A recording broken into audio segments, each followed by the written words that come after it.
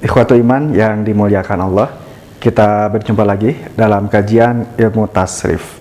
Nah, sekarang kita akan masuk ke materinya yang pertama. Materi yang pertama ini kita akan mempelajari dulu mengenai muqabalah. Nah, untuk bahasa Arabnya, muqabalah itu ditulis dengan al-muqabalatu. Ya, al-muqabalatu. Nah, ini artinya adalah berhadap-hadapan.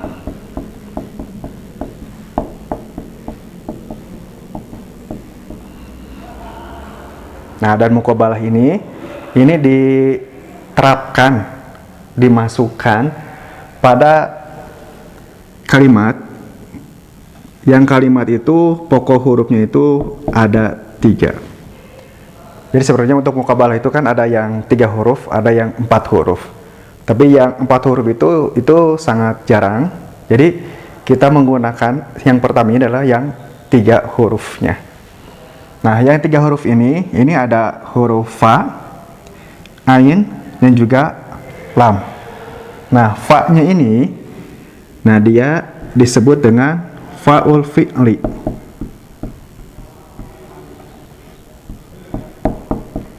Nah, untuk fa-nya ini disebut dengan fa'ul fi'li atau fa fi'il.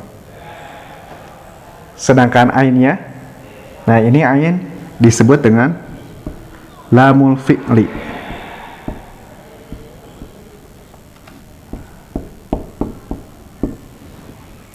Dan lamnya, nah ini disebut dengan lamul fi'li. Oh, ini kenapa jadi lamul fi'li? Nah, ini seharusnya ain kan, ain itu berarti ainul fi'li. Kita hapus dulu. Nah, ini ain ini kan di tengah ya. Nah, ini disebut dengan ainul fi'li.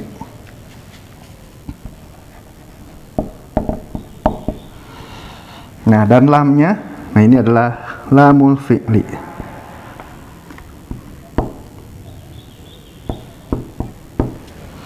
Atau biasa disebut dengan bahasa kita ya, itu fa fi'il, ain fi'il, dan juga lam fi'il.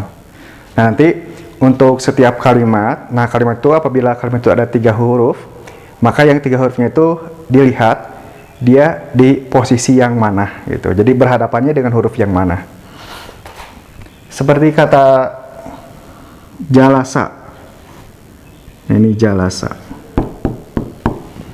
Nah, nanti ini jalasa dimuqabalahkan atau dihadapkan dengan fa'ala.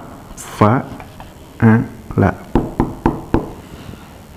Nah, di sini kan fa itu huruf pertama, ain adalah huruf kedua, dan lam ini huruf ketiga. Nah, sekarang kita hadapkan dengan kalimat jalasa. Nah, ja-nya, nah ini adalah huruf yang pertama. Lamnya huruf yang kedua. Sedangkan sa-nya ini sin, ini huruf yang ketiga. Nah, kalau fa tadi disebut fa fi'il, ain fi'il, dan lam fi'il. Nah, kalau jalasa, nah ini jim, ini tidak bisa disebut dengan jim fi'il, lam fi'il, sin fi'il. Nah, itu tidak bisa. Nah, ini harus disamakan dengan fa'ala. Jadi ja-nya, nah ini disebut dengan fa fi'il. Kenapa huruf ja-nya itu disebut dengan fa fi'il? Karena kedudukan dia itu jadi huruf yang pertama. Lalu lam. Lam ini disebutnya ain fi'il. Ainul fi'li.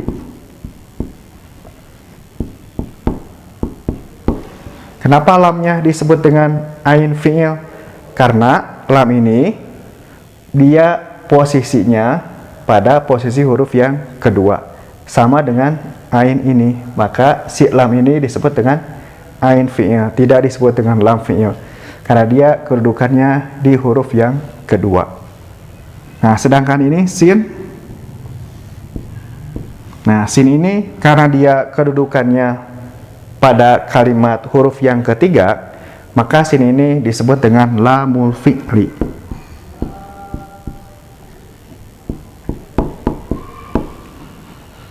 Nah, jadi ini jalasa, ja-nya fa fi'il karena berhadapan dengan huruf fa, lamnya disebut ain fi'il karena berhadapan dengan huruf ain, sa-nya ini sinnya disebut dengan lam fi'il karena berhadapan dengan huruf lam. Nah, kalau kita kasih contoh lagi sekarang, contohnya gofaro ya. Nah, gofaro. Nah, ini huruf go. Yang pertama huruf go.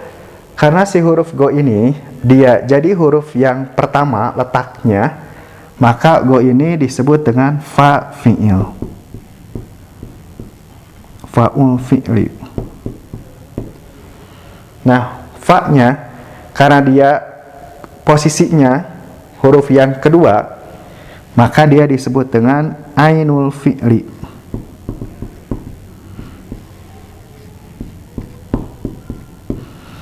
Dan ro-nya karena dia kedudukannya pada huruf yang ketiga, maka dia disebut dengan lamul fi'li. Nah, seperti itu. Lalu bagaimana kalau hurufnya itu lebih dari 3? Contohnya apa? Nah, contohnya itu kalimat masjidun.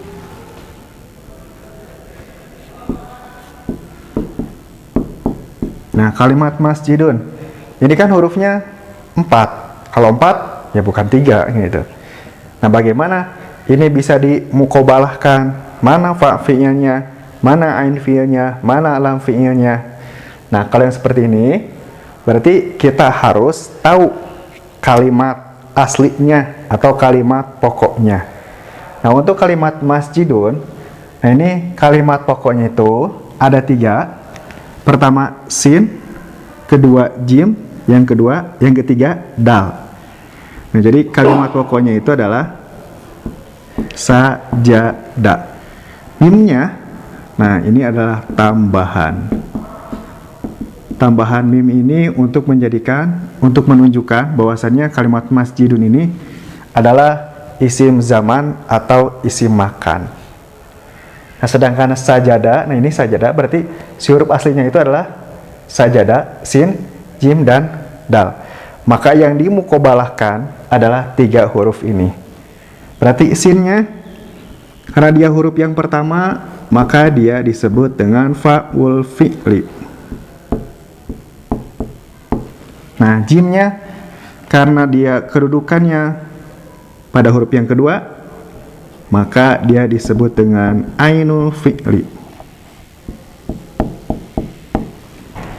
Dan dalnya, karena dia kedudukannya di huruf yang ketiga, maka dia disebut dengan lamul fi'li.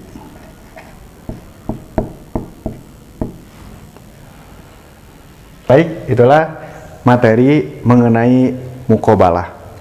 Nah, untuk lebih mengerti lagi, untuk mengetahui apakah kita sudah benar-benar mengerti atau belum mengenai mukobalah ini, bisa ikhwatu iman sekalian latihan. Nah, untuk soalnya ada di deskripsi, silakan untuk dicek. Semoga bermanfaat.